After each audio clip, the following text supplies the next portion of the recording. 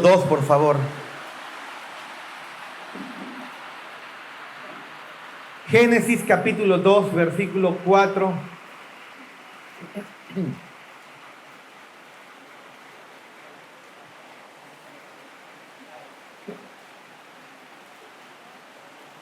Génesis capítulo 2, versículo 4, por favor.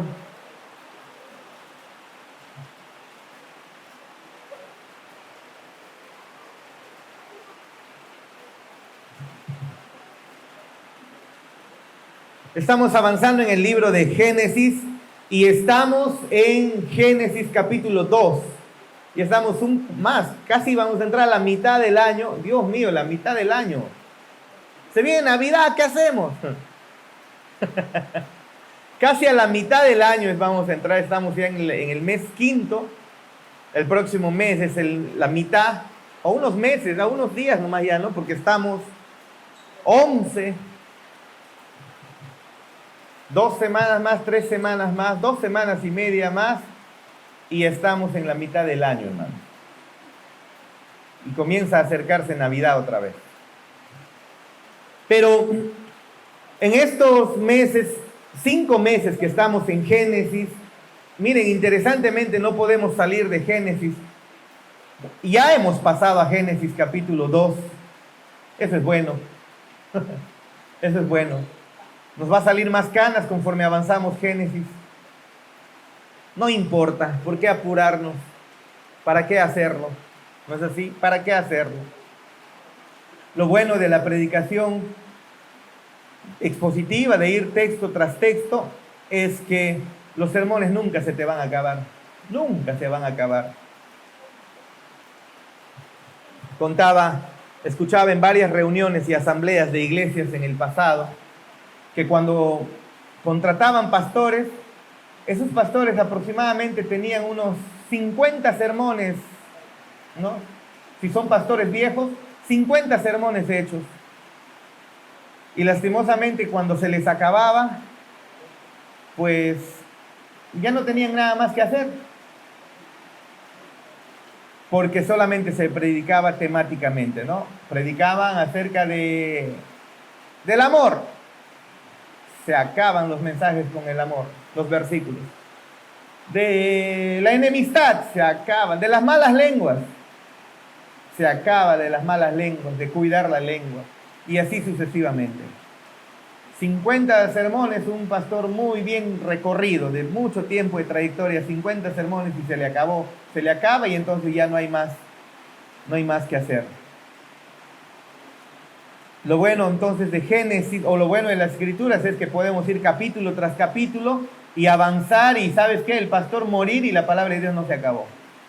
Y posiblemente eso va a pasar conmigo también. Muy bien. Vamos si terminaremos Génesis entonces. Génesis capítulo 2. Miren, hasta ahora hemos observado, hemos visto que nuestro Dios sienta las bases de nuestra fe en el libro de Génesis. La fe está fundada en el libro de Génesis, hermanos. Increíblemente es así. Entonces, para una mayor comprensión, para que salgas de dudas, para que tus temores sean quitados, Génesis es importantísimo. Hemos observado que Él es soberano en la creación, hemos observado que Él es soberano incluso sobre la misma caída del ser humano. La caída no lo tomó por sorpresa. Hemos observado que en medio de la creación que Dios de la nada haber creado todo, incluso el hombre es parte de esa creación, Dios ha dado mandatos al momento de crear. Esos mandatos divinos o principios que Él estableció. Veo que se va apagando la voz. ¿Dónde está Teo? Que ahorita lo cuelgo. No está manipulando, ¿no? Entonces, vemos que esos mandatos o principios divinos establecidos en el Génesis, nosotros lo vemos. Esos mandatos están antes incluso de la caída, antes de que el ser humano caiga en pecado. Y estos mandatos o estos principios que nos llevan a ver cuál era el estado en el que Dios creó al ser humano, justamente antes de la caída, la comprensión de estos mandatos, la comprensión de estos principios, la comprensión de este estado original en el cual Dios creó, es fundamental para desarrollar nuestra vida cristiana. Estas ordenanzas que Dios ha dado en la creación, estas ordenanzas fueron diseñadas para glorificar a Dios y expresar prácticamente nuestra creación a la imagen suya, a la imagen de Él. ¿Y cuáles son estas ordenanzas que hemos visto? La procreación, por ejemplo. Multiplícate, fructifícate. Eso implica muchas cosas. Lo hemos visto un poco. También se nos ha dado la ordenanza de trabajar. ¿No es así? De trabajar, de cultivar la tierra, de enseñorearnos sobre ella. Eso es parte de antes de la caída. ¿No es así? El descansar también es parte de los mandatos que Dios ha dado, y por eso es que hemos observado la semana pasada que nuestro Dios nos ha dado un día de descanso, 6 días de trabajo, un día de descanso, donde tú estás más enfocado en servir al Señor, aunque todos los días lo haces, en escuchar su palabra, aunque todos los días la lees, la meditas, la estudias, pero es un día especial donde incluso estás con los hermanos compartiendo con ellos. Amén. Entonces se nos ha dado esa ordenanza, la ordenanza del descanso. Eso hemos visto la semana pasada. Más adelante incluso veremos esa otra ordenanza del matrimonio que está enlazado con esto de la procreación. ¿No es así? Entonces, dijimos que en toda ordenanza en la creación hay bendiciones y hay obligaciones. El Señor nos bendice, pero también nos pide algo, hay obligaciones. A través de esas ordenanzas el Señor nos da obligaciones. En la procreación hay ordenanza, la ordenanza de la procreación, y hay obligaciones en medio de ella. En el trabajo es una bendición el trabajo, pero hay obligaciones también respecto a ello. ¿No es así? Es una bendición el descanso en el Señor, es una bendición apuntando al descanso eterno con Él, donde no significa que no haremos nada, pero también hay obligaciones en ello. Y luego, por último, en el matrimonio, que es una bendición, pero también tiene obligaciones. ¿No es así? Y esa hermosa frase que nosotros encontramos en Génesis 2, versículo 3, resume, ¿no? Y bendijo Dios el séptimo día y lo santificó, incluso el día de reposo, el día de descanso que vimos la semana pasada. Así que, pero esto refleja lo que Dios está haciendo. Cada cosa el Señor está bendiciendo, cada día el Señor está bendiciendo, cada ordenanza está bendiciendo, y cada obligación incluso es parte de una bendición. Así que estas ordenanzas son un privilegio como una obligación. Génesis 2, entonces leamos juntos, por favor.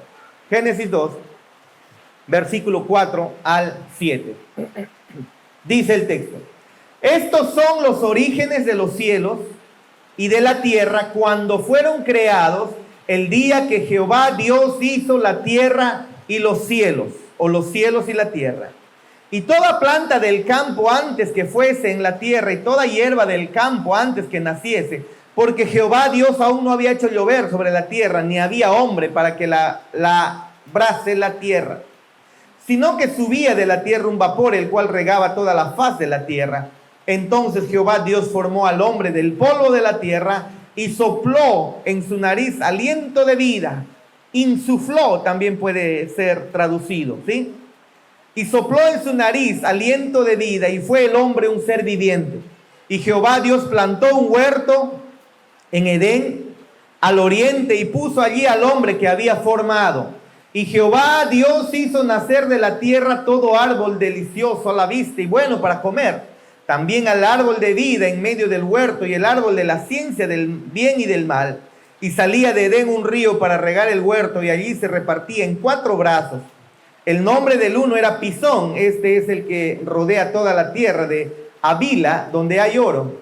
Havila es el nombre de mi hermana, ¿no? Una de mis hermanas. Y el oro de aquella tierra es bueno. Hay allí también bedelio y unice. Esos no son mis hermanos. El nombre del segundo río es Gihón o Gión. Este es el que rodea toda la tierra de Cus. Y el nombre del tercer río es Hidekel. Este es el que va al oriente de Asiria. Asiria. Asiria, por si acaso, Asiria, recuérdalo. Y el cuarto río es el Éufrates. También recuerda ese río, Éufrates, ¿no? Asiria y Éufrates. Tomó pues Jehová, Dios, al hombre y lo puso en el huerto del Edén para que lo labrara y lo guardase. Y mandó Jehová Dios al hombre diciendo: de todo árbol del huerto podrás comer, mas del árbol de la ciencia del bien y del mal no comerás, porque el día que de él comieres, ciertamente morirás. Hoy día tenemos que ver lo que cuántas veces hemos mencionado.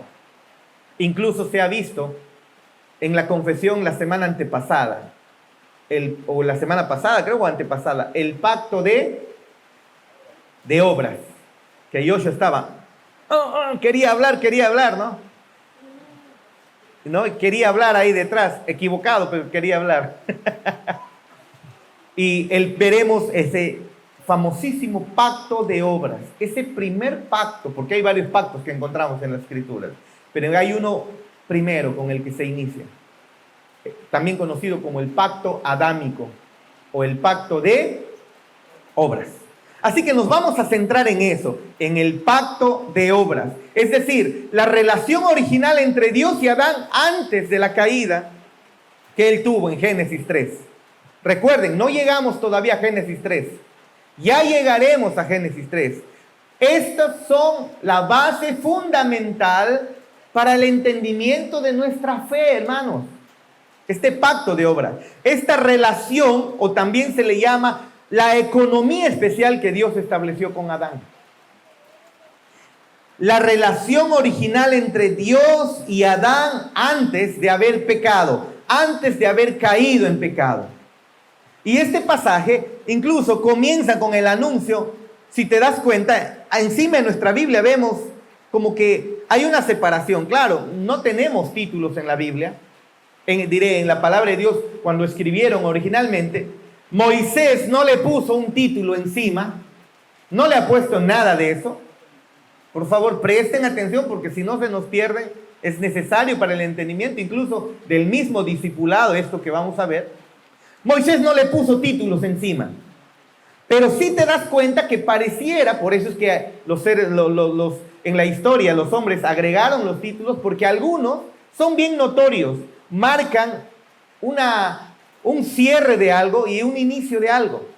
Y aquí en el pasaje comienza con el anuncio, pareciera de una nueva sección, Génesis 2:4. Miren, una nueva sección, miren. Estos son los orígenes de los cielos y de la tierra cuando fueron creados, el día que Jehová Dios hizo los cielos y la tierra. Está hablando de la creación en el Génesis 1, día 1, día 2, día 3, día 4, día 5. Ya fue creado todo. Y en el capítulo 2, versículo 4, encontramos que abre otra sección donde una vez más recuerda la creación. Y esto ha traído muchísima confusión. Para muchos, completamente equivocados, errados, desviados totalmente, Dios creó en el Génesis 1 un primer ser humano. ¿Ok? Ese primer ser humano estaba ahí y luego en Génesis 2 crea otro segundo ser humano. Y de ahí sacan unas especulaciones, unas locuras y completamente una locura. No creemos que es así. Génesis 2 no es otra cosa que ya de manera general te explicó que Dios creó al hombre y todos los 6, 7 días de la creación. Y en Génesis 2 es como que se centra en el día 6 y lo expande un poquitito más. Es volver a lo que ya habló, pero para expandirlo, nada más. Solo es eso. Solo es eso.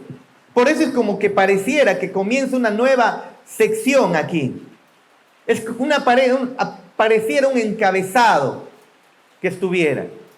Hay otros encabezados similares aquí en Génesis. Por ejemplo, en Génesis 5:1, una especie de encabezado del capítulo cuando dice que este es el libro de las generaciones de Adán. O sea, mira, estamos comenzando otra cosa de nuevo. Pareciera que diría. Génesis 6:9, ¿no? Estos son los registros de la generación de Noé. Pareciera que encima hay un encabezado que está ahí usado con estas palabras.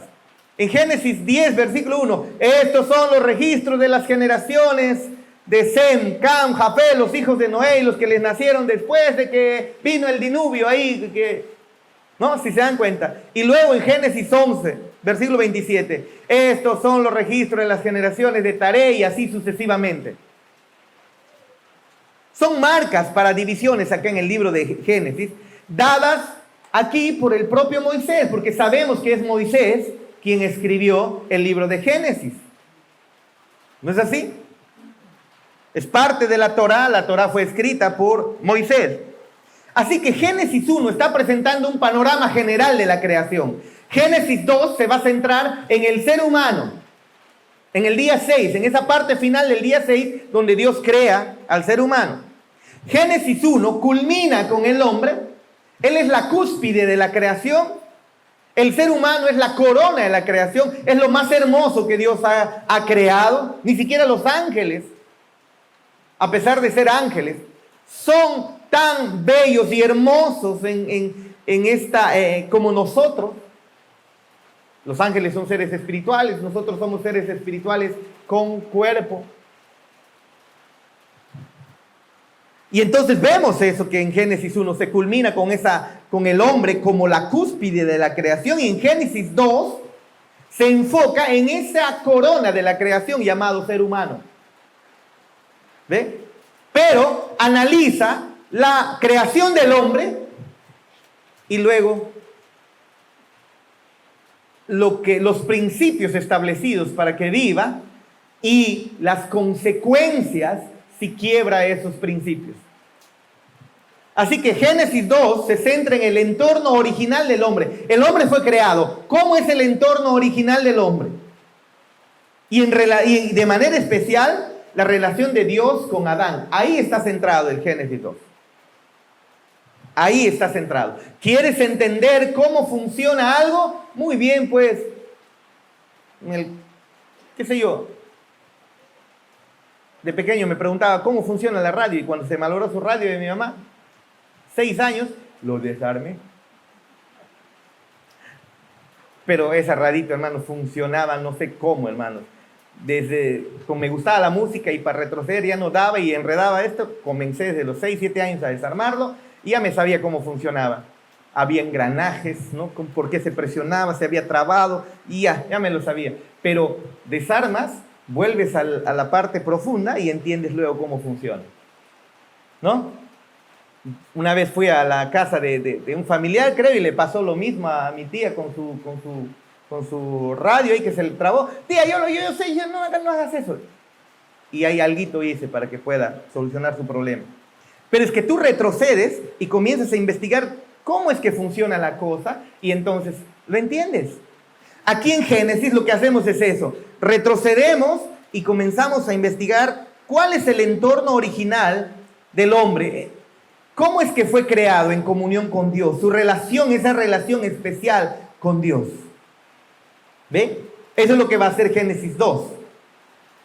Dijimos entonces que la estructura de Génesis nos lleva a la idea de que aunque somos pequeñas criaturas, en el universo somos absolutamente, pareciera que somos nada. En la economía de nuestro Dios, en los planes de nuestro Dios, pero somos más importantes que las estrellas más inmensas que pueda existir en el universo. Eso nos muestra Génesis, si te das cuenta. Dios ha creado en el 1, en el 2, en el 3, en el 4, creó absolutamente todo. Y en Génesis 2 dice, no te dice, y esta es la historia de Antares, y el Sol, y las lunas, y Júpiter. No te dice, esto es de esta constelación, esta es la historia de la constelación. Cómo yo admiraba la constelación, cómo esa constelación brillaba hermosamente. No te dice, ¿sí o no? ¿Qué es lo que te dice Génesis 2? Después de haber creado todo el ejército de los cielos, no se centra en los cielos. ¿En quién se centra? ¿En quién se centra? Vamos todos. En el hombre. Pero mira el ejército de los cielos. Inmenso, hermanos. Inmenso. a las estrellas más lejanas se requieren millones de años luz para llegar. Un año luz es viajar a la velocidad de la luz un año.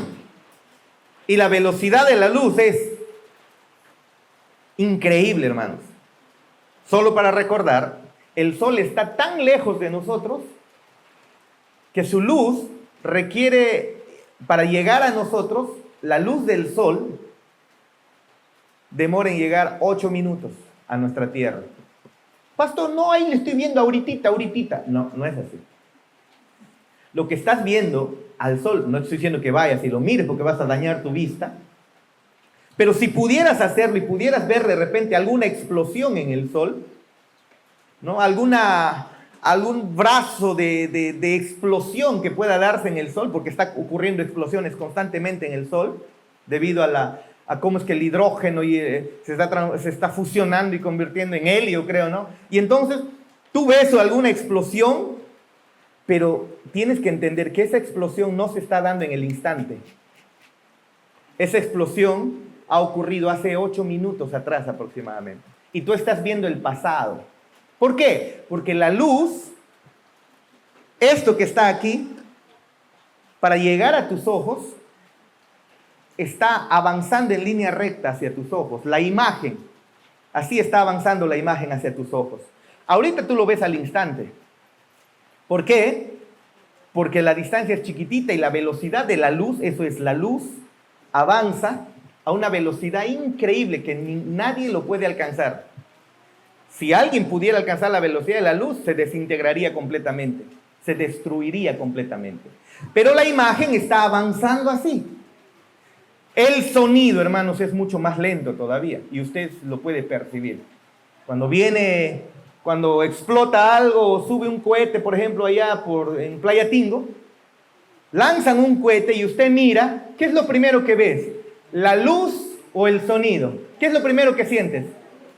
La luz, primero brilla, es decir, la imagen ha llegado a tus ojos, y el sonido que necesita, que es resistido por el viento, por el aire, demora en llegar a ti. El sonido tiene una velocidad mucho más lenta. Y entonces tú ves, brilla y al rato oyes. En los rayos son igualitos, los truenos. El trueno se da al momento exacto, juntamente el trueno y el rayo se están dando en un solo momento. Pero tú primero escuchas ¿qué cosa? Primero ves el rayo y luego cuentas. 1, 2, 3 y escuchas el trueno. ¿Por qué? Si los dos están a la misma vez. Es como esto, ve. Aquí lo escuchas y lo ves al instante. ¿Por qué? Porque la distancia es cerquita. Pero esos rayos están cayendo pues a 5 kilómetros, 10 kilómetros, 20 kilómetros. Y entonces demora en llegar el sonido. Pero la luz es mucho más rápida. Así que lo que tú ves en el sol es el pasado del sol. Ese es el sol que está a la estrella más cercana. Hay estrellas más lejanas. Imagínate, hermano. La luz de esas estrellas, por eso es que, creo yo, la confusión que tienen los de Tierra Vieja, es que observan esas estrellas del pasado y se dan cuenta que están a millones de años luz, por lo tanto, están viendo el pasado. De repente esa estrella ni existe. Ya explotó, ya desapareció y están viendo el pasado de esa estrella que recién está llegando a nuestros ojos. Y entonces dicen, el universo tiene millones de años. Hay una explicación para eso. Los de Tierra Nueva podemos explicar eso. Pero esa es la confusión que creo que tienen los de Tierra Nueva. Tierra Vieja, diré. Pero hermanos, ¿a dónde voy? El universo es inmenso. Como cuando yo estaba en el avión y comienza a elevarse y después hizo un comentario. Algo así, no somos nada. Somos diminutos. Al comenzar a ver la Tierra desde arriba, somos nada. Y eso solamente estábamos apenas a unos 8.000, 9.000 metros, 10.000 metros sobre el nivel del mar. El universo es inmenso, hermanos. Pero Génesis 2, el Génesis 1 nos dice, el universo es inmenso. Pareciera que el hombre no vale. Y Génesis 2 nos muestra, no. En la economía de Dios, el hombre, este ser insignificante en el universo, es lo más importante después de Dios. Más importante que esos enormes cuerpos terrestres que nos hacen chiquititos.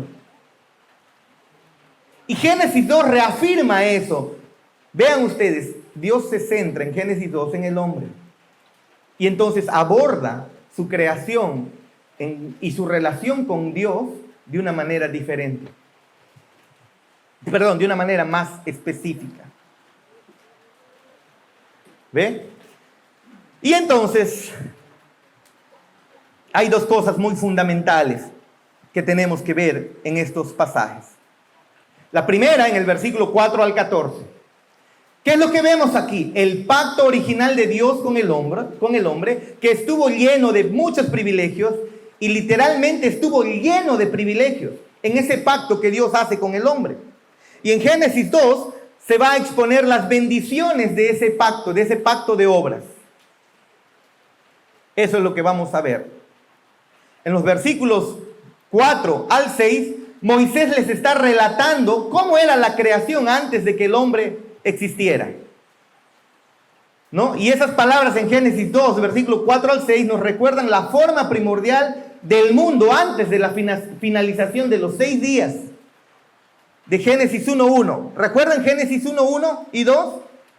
¿Qué dice? En el principio creó Dios los cielos y la tierra estaba desordenada y vacía, y las tinieblas estaban sobre la faz del abismo, y el Espíritu de Dios se movía sobre la faz de las aguas. Aquí en Génesis 1 se está describiendo el mundo antes de la creación de los 6 días. ¿No es así?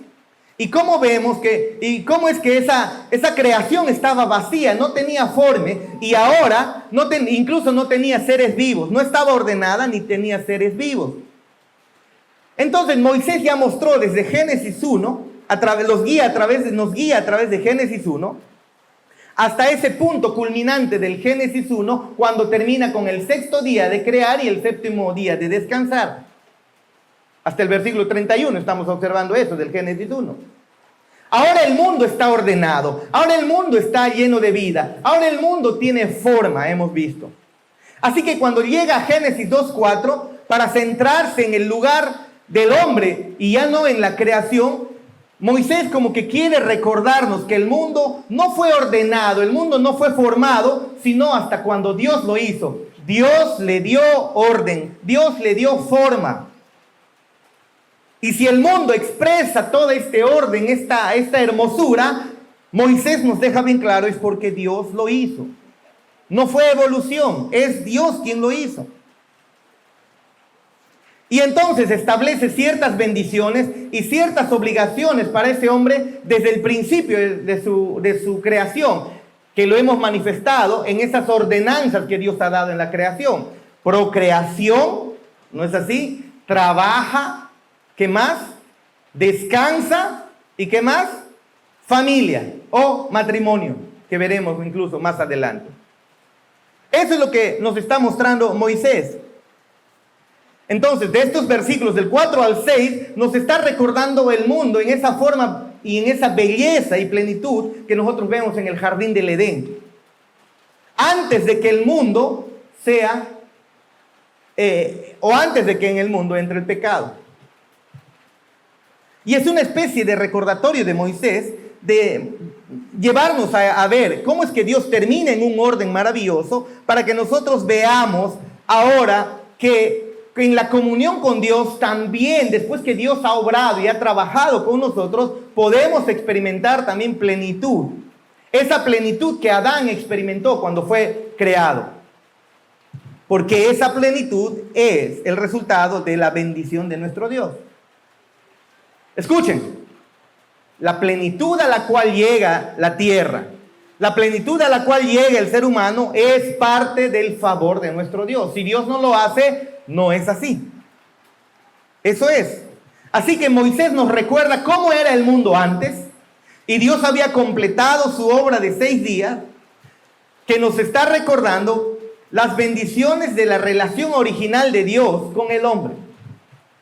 Y luego en el versículo 7 al 9, vean ustedes, hablan del origen del hombre ahora en su entorno original. Entonces Jehová Dios formó al hombre del polvo de la tierra.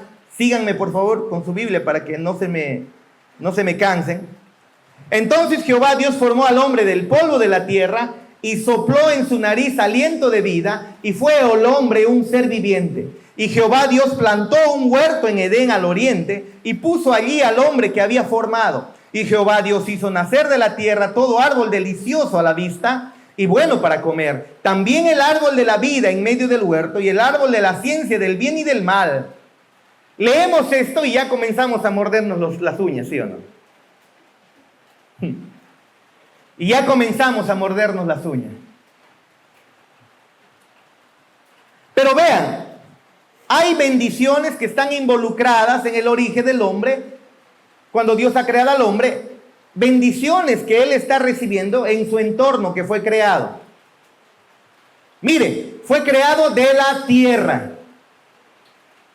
Si te das cuenta, fue creado del, que dice polvo de la tierra. Escúchame, no dice que fue creado de un ser viviente que ya existía como un humano y solamente lo evolucionó. ¿Te das cuenta? No dice eso. Dice que el ser humano no proviene de un animal como de un mono. Yo sé que algunos actuamos como monos a veces, ¿no? Especialmente de adolescentes, queremos ser el centro de atención y estamos como monos, panudeándonos y vacancitos y vacancitas, ¿no? Pero no significa que desciendas del mono. El primer hombre fue formado de la tierra, pero Dios le respiró aliento de vida. Y les dije esa palabrita, insufló, ¿no? O respiró aliento de vida.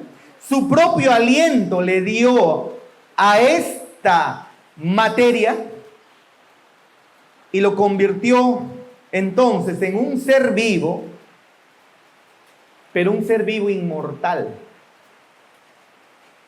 Dios creó al ser humano para ser inmortal. Y por si eso te causa problemas, no te olvides que hay seres biológicos inmortales, como esa medusita chiquitita, de este tamañito nomás, que puede vivir toda la eternidad. Mientras no se lo coma alguien, mientras no se enferme, puede vivir para siempre la medusa. Un ser diminuto, simple, puede hacer eso. Dios lo creó así. Y tú y yo, no debe parecerte una locura, un cuento de hadas o una película de ficción cuando la Biblia dice que el hombre fue creado para vivir eternamente. No lo pienses así. El hombre fue vivificado por el aliento de nuestro Dios. No viene de simios en evolución, sino que cogió la materia, le dio la misma estructura que ya había tenido, que ya había mostrado él en los animales, porque los animales fueron creados antes, le dio, pero de la materia forma, excelente, hermoso, lo voy a poner en esta manera, ¿no? Miren, excelente, funciona brazos, ya, primero, hay peces, mira las aletas, ok, ahora vamos a hacer algo un poquito más complejo, sofisticado, de repente un reptil que ya no esté solamente en el agua, sino que puedas incluso salir, y luego sigue avanzando, pienso, ¿no? Es una manera de explicarlo, y entonces hago esto y aquello, y entonces, miren, ya tengo animales corriendo a una velocidad, ya tienen brazos, tienen piernas, tienen patas, muy bien, mucho va mejorando nuestro Dios, no digo que Él está haciendo experimentos, sino es una manera de explicarle nada más. Pero entonces luego ve, tengo ya simios que ya caminan un tanto de repente en dos pies, lémures que tal vez que están ahí ya poniéndose en dos pies, y entonces hay manos que les sirven, muy bien, creo de la tierra, de los elementos químicos que Él ha formado, de la materia, creó un ser humano como lo que somos.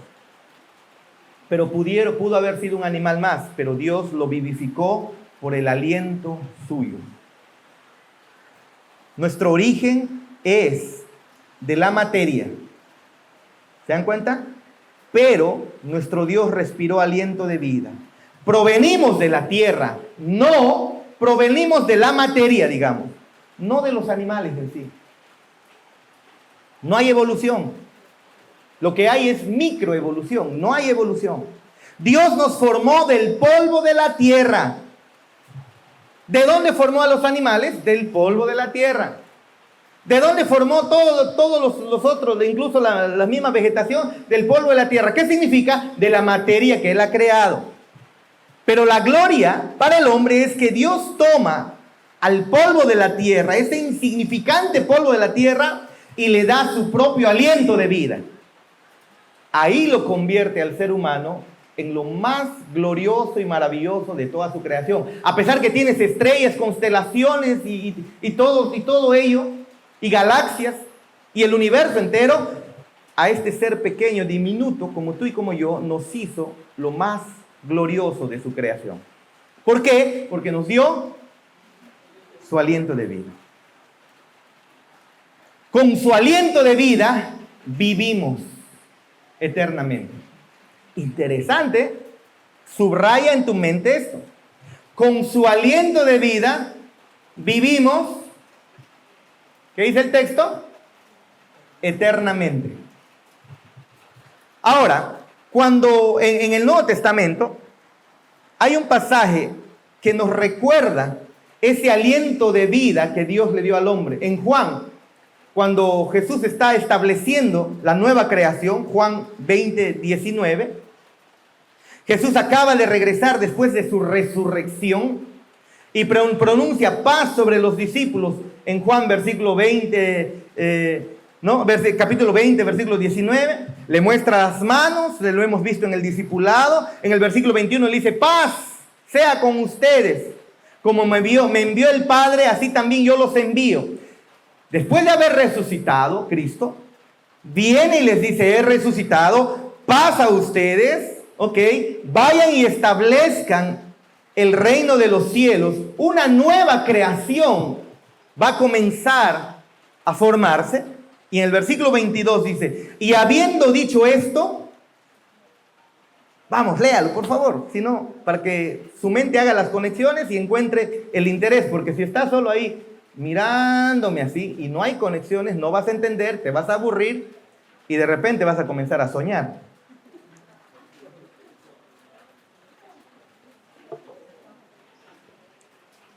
Mira esta conexión. Versículo 22, ¿qué dice? Vamos, léelo. Y habiendo dicho esto, Jesús sopló y les dijo: recibid el Espíritu Santo. ¿Qué hizo cuando el ser humano era solo materia? ¿Qué hizo Dios? Sopló aliento de vida. Yo sé que ustedes están diciendo que de verdad hubo una boca y... No, eso es una manera de explicarlo. Pero es el Espíritu de Dios entrando al hombre. Y cuando Dios le da al hombre espíritu, ¿de dónde sale ese espíritu? De Dios. Y cuando Dios ahora en esta en esta inauguración del reino de los cielos, donde envía a sus discípulos a establecer el reino de los cielos, una nueva creación, lo que hace es soplar, una manera de decirlo, no significa que así recibes el Espíritu Santo, sino que les dice: reciban el Espíritu Santo, pero viene de Él. ¿Te das cuenta? Y eso es semejante a la creación. Y del polvo de la tierra Dios hizo al hombre y le dio vida. Y va a sus discípulos, y para que establezcan esta nueva creación, a sus discípulos también les hace. ¿Se dan cuenta? Así como el Espíritu de Dios fue el instrumento en esa primera creación, en Génesis 1, también el Espíritu de Dios es el instrumento en esta nueva creación. Y el Espíritu de Dios se movía sobre la faz del abismo, ¿no? El Espíritu de Dios en Génesis 1:1 estaba presente. En el principio creó Dios los cielos y la tierra estaba desordenada y vacía, y el Espíritu de Dios se movía, estaba ahí. Y entonces, por el Espíritu de Dios, nuestro Dios comienza a ordenar, y cuando llega al hombre, el Espíritu, nuestro Dios, sopla Espíritu sobre el hombre, y el hombre vive. Y tiene una relación con Dios, una comunión con Dios. Y ahora, en esta nueva creación, Dios lo que hace para que tengan vida, aquellos que están muertos, es que otra vez sopla su espíritu. ¿Eso cómo se llama? Nuevo nacimiento.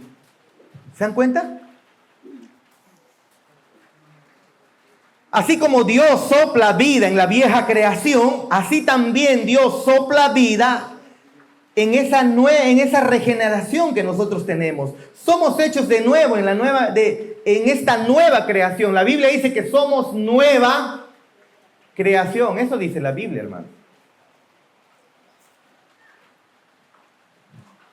Así que tenemos un hermoso privilegio el haber sido creados de la tierra, pero a la misma vez ahora poseemos el aliento de Dios como la fuente para nuestra vida. Y eso señala la bendición de esta relación original. Adán y Eva tienen relación con Dios, una comunión hermosa porque Dios sopló vida sobre ellos. Y esa vida les permite tener comunión con Dios de manera viva. ¿Se dan cuenta? Ahora, versículos 7 al 9, aquí vemos que Dios planta un huerto para el hombre y le provee alimento y coloca 2 árboles en ese huerto, entre todos los demás. Millones de árboles, hermanos. Mira nomás la tierra, ¿cuántos árboles hay?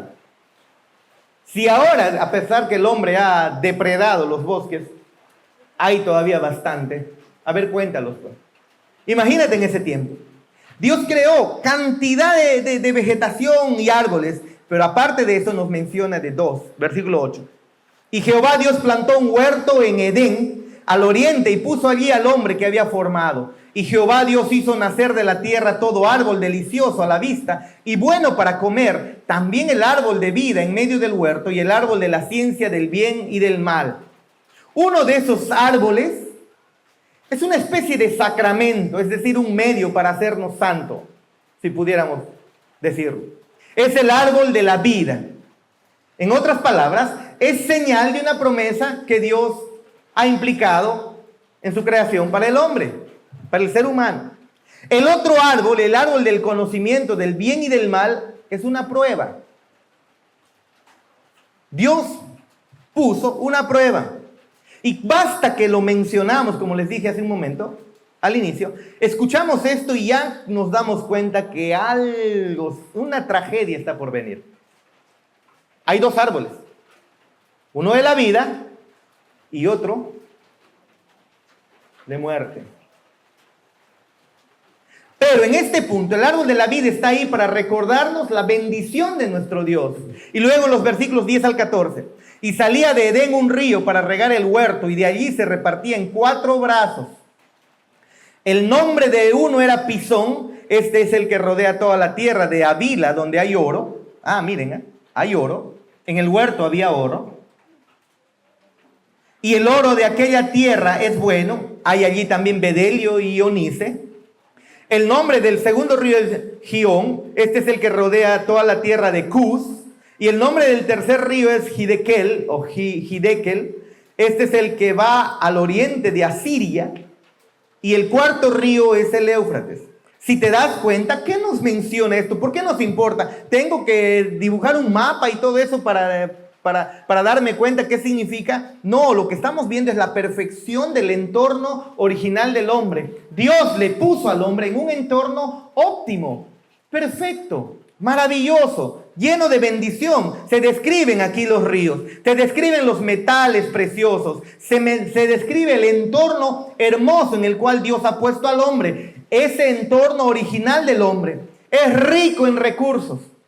Es rico, tiene todo lo que necesita el ser humano. Eso es lo que significa. Hay belleza en esa creación, hay riqueza en esa creación donde el hombre fue puesto. Tiene todo lo necesario el hombre. Dios se lo ha dado. Hay agua necesaria para la vida, hay oro, hay piedras preciosas. Y Moisés los está escribiendo. Seguramente esto Dios se lo mostró a Adán, obviamente, y Adán se lo pasó oralmente a sus generaciones, hasta que llegó a Moisés después de cientos y cientos de años.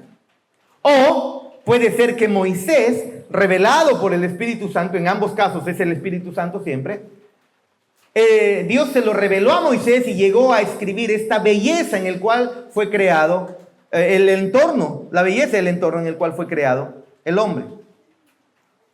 Así que o se transmitió de generación en generación, o el Señor llama a Moisés y le muestra lo que ocurrió en el pasado, pero es el Espíritu Santo quien está guiando a que Él escriba acerca de esta perfección y belleza del entorno de la creación, si te das cuenta.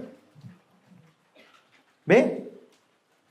Ahora, piensa en eso, cuando los israelitas están leyendo o escuchando esto, imagínate, estos israelitas están ahora en el desierto. Puedes imaginarte a los hijos de Israel caminando hacia tierra de Canaán, en medio del desierto, y escuchar que cuando Dios creó originalmente al hombre, le dio un lugar con río, con árboles, con animales, con riqueza.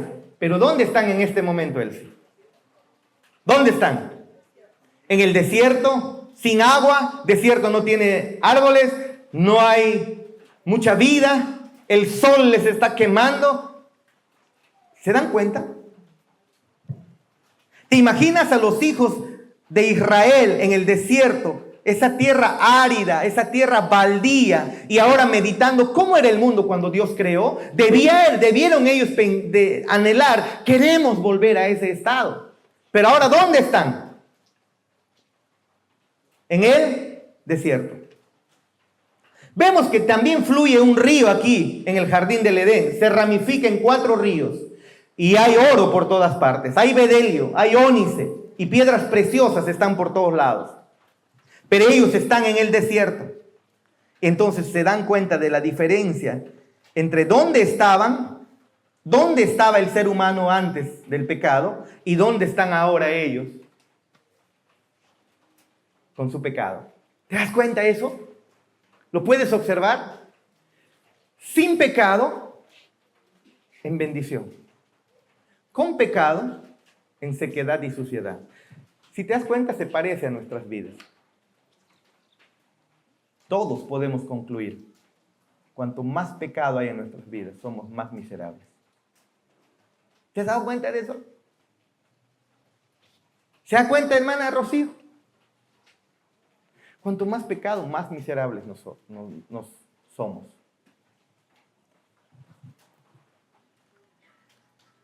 Ellos nunca, no creo que no hayan observado esa relación, esa conexión entre el pecado y la miseria. Ellos se están dando cuenta y Moisés está escribiendo claramente. Saben que la diferencia entre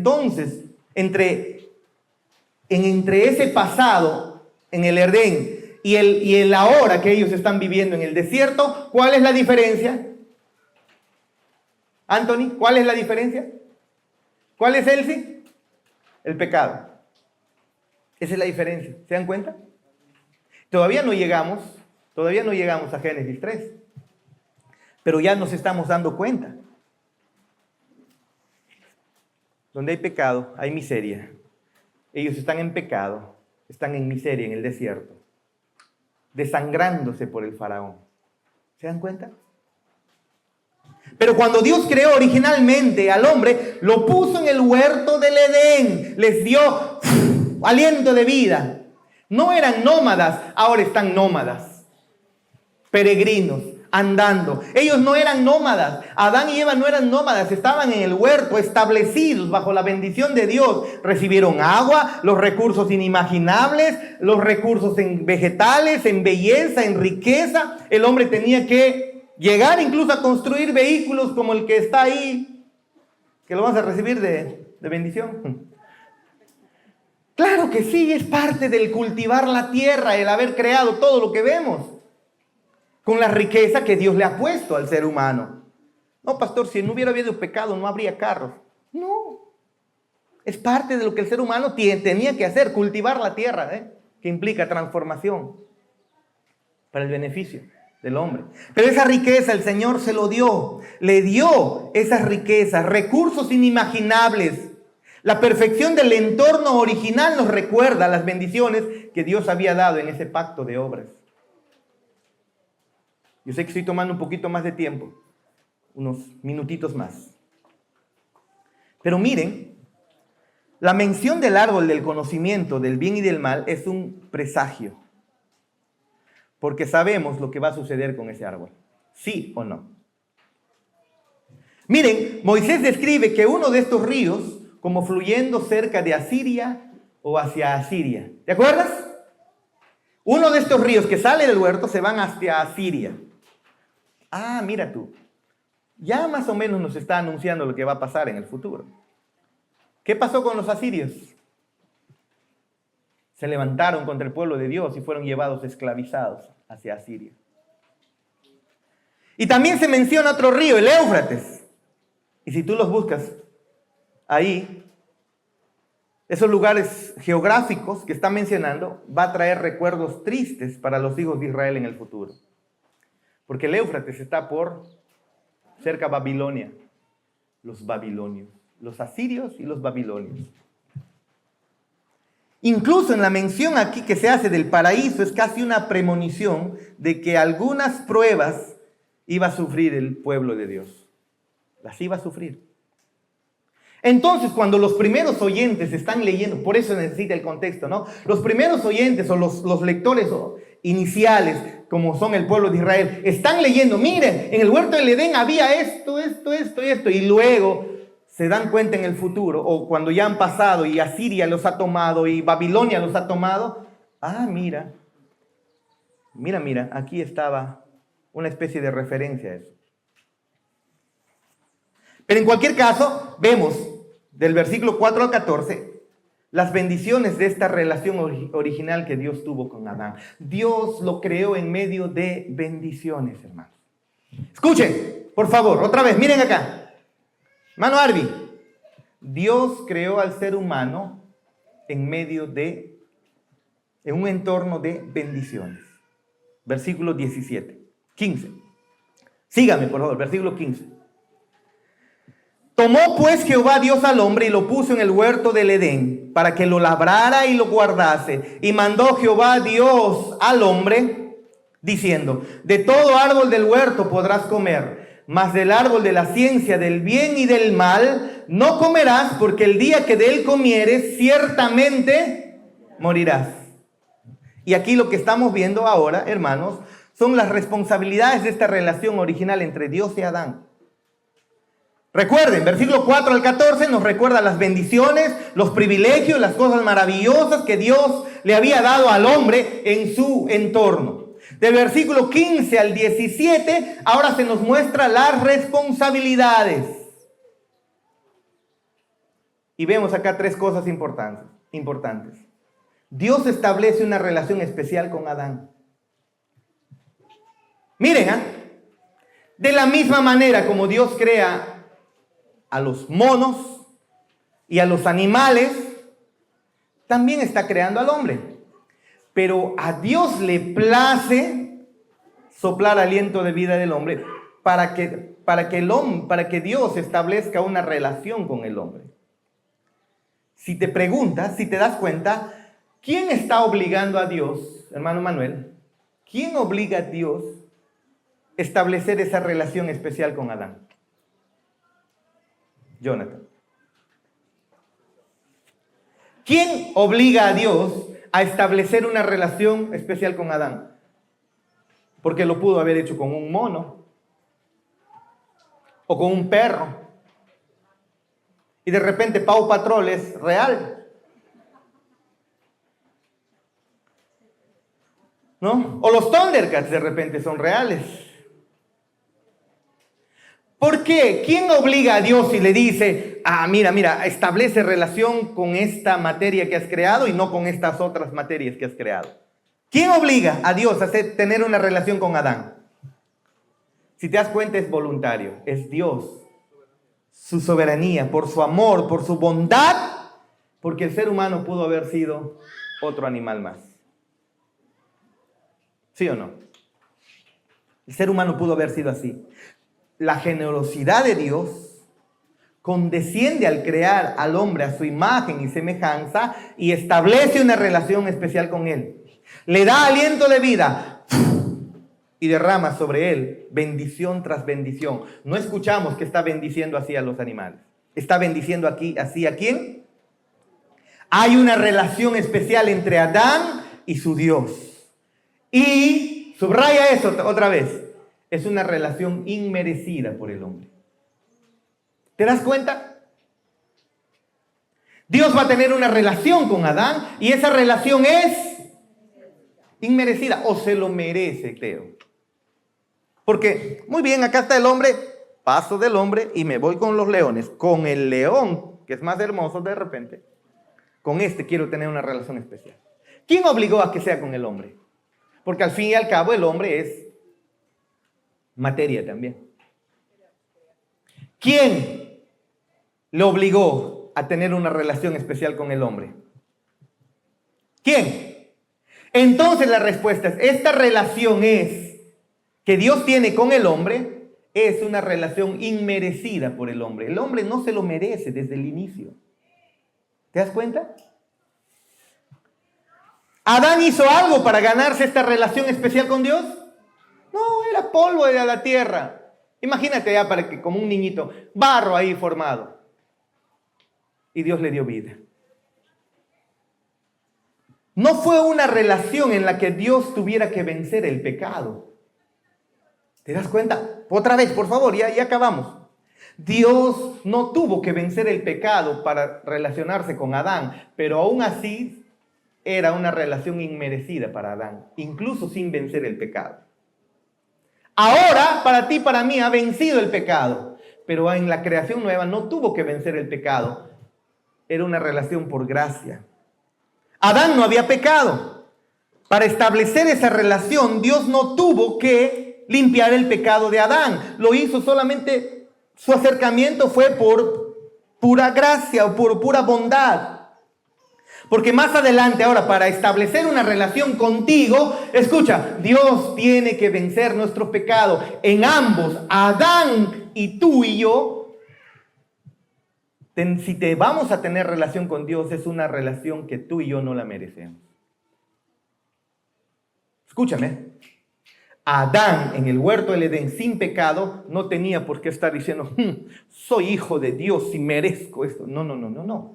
Porque Dios le dio por gracia también esa comunión con Él. Ahora tú, nacido de nuevo con el Espíritu Santo, tampoco te puedes sentir merecedor de la comunión con Dios. Eso es fundamental para entender el Evangelio, hermanos. ¿Y cuál es la naturaleza de esta relación? ¿Cuál es esa naturaleza?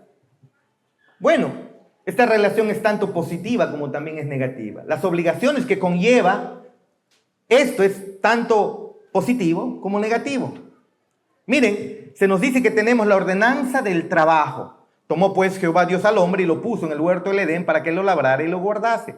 Eso nos recuerda lo que ya hemos visto en Génesis 1, versículo 26 al 31, que Dios también al hombre cuando crea, lo crea para trabajar, para cultivar la tierra, para crear carros, casas, edificios y todo eso. Y eso es una bendición, que el hombre iba a trabajar. Lo pone en el huerto para trabajar, para tomar dominio, para ordenarlo, para llevarlo a su plenitud. Y luego la parte negativa, hay prohibiciones específicas. Y mandó Jehová Dios al hombre diciendo, de todo árbol del huerto podrás comer, mas del árbol de la ciencia del bien y del mal no comerás, porque el día que de él comieres ciertamente vas a morir. Hay una consecuencia asociada, hermanos, aquí. Hay un castigo. El Señor dice, el día que comas de este árbol, ese día vas a morir. Ese día la relación especial que por pura gracia tienes conmigo, ese día va a ser cortada. Es una relación que tiene consecuencias. Tú me obedeces y vas a vivir. Tú me desobedeces y vas a morir, le está diciendo. Si Adán es fiel, existe la perspectiva esta del árbol de la vida y la comunión eterna con Dios. Si Adán es infiel, entonces Adán va a morir. ¿Te das cuenta? Esto es un pacto, hermanos. A eso quería llegar. Esto es el primer pacto. Dios diciéndole a Adán, obedece, camina con tus obras correctamente y vivirás. Obedéceme. Desobedece yéndote por el árbol equivocado y vas a morir. Eso es un pacto, hermano. En las Escrituras, un pacto es una relación especial establecida y otorgada por Dios que está conllevando bendiciones y obligaciones. Y es de vida o muerte. Eso es un pacto. No. No. Eso es un pacto. Un vínculo de sangre administrado soberanamente por nuestro Dios. Eso es. Una relación especial, un vínculo. Una relación de vida o muerte. Es un vínculo y una sangre administrado soberanamente, dice un comentarista. Es decir, en el pacto hay bendiciones y hay obligaciones. Y eso es lo que vemos acá. Dios le dice, crea todo, y le dice, puedes comer todo. Libertad total. Pero no solamente de un solo árbol. No comas, por favor. No, uno nomás. Ese es el pacto de obras. Obedéceme y vivirás. Desobedéceme y morirás. Escucha. A eso quería llegar. Eso es el pacto de obras que Dios hizo acá en Adán. Cuando tú obedeces, cuando Adán obedecía, él vivía eternamente. Y si Adán desobedecía, eso lo llevaba a la muerte. En este pacto hay obligaciones, hay bendiciones. Obedeces, vives conmigo en comunión eterna. Desobedeces, son quitadas esas bendiciones y eres llevado a la muerte. En otras palabras, no hay negociación. Si desobedeces, puedes hacer esto. No hay. El hombre no dice, bien, voy a cumplir esto, pero no voy a cumplir esto. No. Dice, obedece, y eso está establecido incluso en todas las ordenanzas del Señor. Cumple perfectamente. Si tú vas a cumplir perfectamente, entonces yo te voy a bendecir, Deuteronomio 28. ¿Te acuerdas? Pensé que era acá. ¿Te das cuenta? No hay a eso. O obedeces a Dios y eres bendecido, o desobedeces a Dios y eres destruido. El Señor establece las obligaciones. Esto es lo que vas a hacer, estas son tus bendiciones. Y entonces vemos un pacto establecido aquí en el jardín. ¿Cuál es el significado de este pacto? Este pacto nos recuerda que todos los hombres ya tienen una relación de pacto con Dios. Ya hay una relación de pacto entre tú y yo con Dios. No es de que voy a pactar con el Señor, voy a entregar 100 soles porque el Señor me va a dar 10,000 soles. No es esa locura que se hace. Voy a pactar para sanarme. No es eso. Esto es un verdadero pacto. Hay vida y hay muerte. Y todos los hombres ya tenemos un pacto con Dios. Ya tenemos. Sobre la base de que nuestro representante federal, nuestro representante legal, ya recibió ese pacto y lo transmitió a todos. Y cuando él falló, fallamos todos. Increíble, porque cuando se le predica a los gentiles, se le predica en base también a ese pacto. ¿Cuál es el pacto? Obedece a Dios, tu creador. Y así se le predicaba. Cuando Pedro se levanta y predica, ¿qué les recuerda? Les recuerda al Dios creador de los cielos y de la tierra desde el Antiguo Testamento, y luego les dice, a este ustedes mataron. Pablo, cuando predica el Evangelio, les recuerda el Dios que hizo los cielos y la tierra. Él es el dueño de todo. No necesita nada tuyo, no necesita un templo. A Él ustedes deben adorar, a Él ustedes deben servir. ¿A quién se lo está diciendo Fred? A los gentiles. ¿Por qué? Porque ya hay una relación de pacto entre Dios y el hombre. Y en esa relación de pacto caímos todos, fallamos todos. Así que este pacto de obras en el huerto del Edén nos recuerda que tenemos una obligación con Dios. Así sea tu tío el ateo, tiene una relación, un pacto ya con Dios, el cual ha fallado. Y ese es el punto de partida para predicar el Evangelio. Cuando en una de las clases me dijeron, ¿cómo se predica el Evangelio? Se predica así, mostrándoles que hay un Dios creador del cielo y de la tierra, que es dueño de todo, dueño de tu vida, y debes obedecerlo. Y como no lo haces, estás separado de la gloria de Dios, y para eso apareció Cristo. ¿Te das cuenta? Si una persona no cree que tiene una obligación con Dios, el Evangelio no le sirve. Por eso es que quería llegar a este punto y no dejarlo. ¿Ya se murió? ¿Ya? Suficiente. Hermanos, por eso es que necesitamos ver esta parte hasta donde hemos llegado. ¿Por qué? Porque si una persona no entiende que tiene una obligación con Dios debido al pacto de obras, el evangelio que tú le predicas no le va a servir. Debes llevarle a la persona a entender que tiene una obligación para con Dios basado en la relación que Dios tuvo con Adán y Eva en medio de la perfección en la que fue puesto. Había una obligación y como falló, esa obligación también pasó a todos los hombres. En el estado sin pecado se le dio la obligación de obedecer a Dios, de responder a Dios. Pero entonces el hombre no respondió y tú y yo caímos. Vas y le dices a la persona que le vas a predicar, hay una responsabilidad tuya de obedecer a Dios, pero no lo estás haciendo. Y entonces ahí entra el evangelio. Necesitamos llegar hasta este punto. Parece confuso, parece no tan bien entendido. Por eso que deseo que te tomes un café antes de venir a la iglesia. Porque si no te lo pierdes y después vas a venir y decir, pastor, ¿y cómo se predica? Desde este punto todos aquí no tienen que hacer esa pregunta. ¿Cuál es la base de nuestra predicación? Ya no, hermanos. ¿Por qué?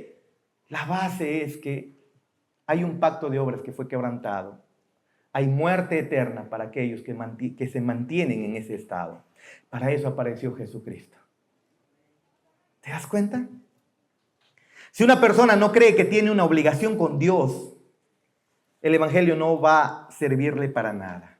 Y hasta que no lo establezcamos, hasta que no se lo mostremos, hasta que no agotemos nuestras fuerzas por mostrarle al incrédulo que Dios lo demanda obediencia, el evangelio no lo va a necesitar. No lo va a necesitar. Y por último, el pacto de obras era una relación condicionada a la obediencia de Adán. El día que de él comas, ciertamente morirás. ¿Ve? Este pacto muestra que nuestra salvación se basa en la obediencia, entonces, del segundo Adán también. Porque por la desobediencia del primer Adán, todos morimos. Y hermanos, viene un segundo Adán que es Cristo. Y por su obediencia, ahora todos los que creemos, ¿te das cuenta? Génesis es la base, hermanos. Vas a tener que ver esta clase otra vez. Lo vas a tener que ver otra vez. Con tu cuaderno ahí apuntando. Es teológicamente errónea la salvación por obras. No, aquí está. ¿Por qué es teológicamente errónea la salvación por obras como los católicos lo tienen? ¿Por qué? ¿Por qué es errónea creer que podemos alcanzar el favor de Dios por nuestras obras? Porque nuestra salvación no es por nuestras obras en el pacto de gracia, sino por las obras de Cristo. La salvación por obras es no por las tuyas, es por las obras de Cristo. Las obras de Adán que se nos imputó a todos nos condenan. No, pastor, él es el culpable. ¿Yo por qué? Mira tu vida, pues. Miremos nuestras vidas. Pero vemos la gracia en Cristo, la obediencia de Cristo es la que nos trae salvación. Y cuando tú crees eso, Él está. Amén. ¿Te das cuenta? En Adán todos desobedecimos. En Cristo todos obedecemos. Si lo crees. No puedes tú creer que tu obediencia, ay pastor, yo soy menos pecador que Marcos, que Lucho, o que Ángel, o que el pastor. No puedes hacer eso, porque todos estamos condenados, pero en Cristo, todos los que hemos creído hemos vuelto a la vida.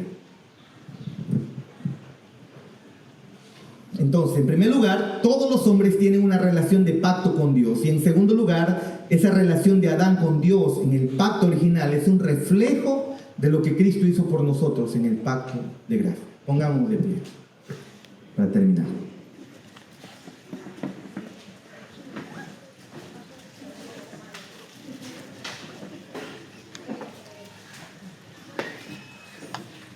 ¿Te das cuenta que esta es la base fundamental?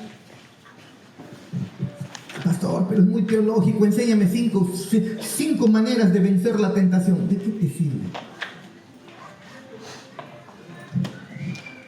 ¿Para qué te sirve? Pastor, enséñame 5 maneras para alcanzar un milagro. ¿De qué te sirve?